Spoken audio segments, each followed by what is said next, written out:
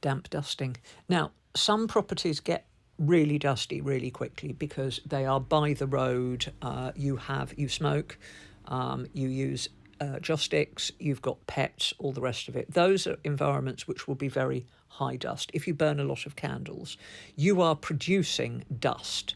So that's the first thing, is make sure that you're not producing a lot of dust.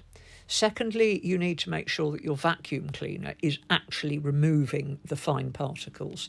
So ensure that the filters are clean and doing their job, that you change the bag regularly. If you've got one with a bin, that you keep the bin empty and them knocked out. Those are the first things to do, because if not, you're just recycling dust or producing more. If all of those boxes are ticked, you damp dust.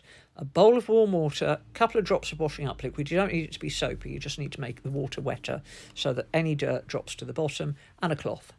Damp your cloth, dunk it in, swish it around, wring it out as hard as you can so it's damp, not wet. Start at the top, wipe surfaces, wipe the dust off, and every couple of passes you rinse your cloth off in the bowl, you wring it out again, and you keep going. That way you're picking the dust up, it's sticking to the damp cloth, and you're putting it in your bowl of water. Change the water when it looks murky. You do everything like that, and then hopefully all the dust in your house, instead of recirculating, it's going down the plug hole.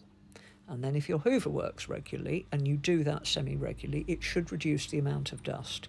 But like I said, some houses are really, really prone to dust.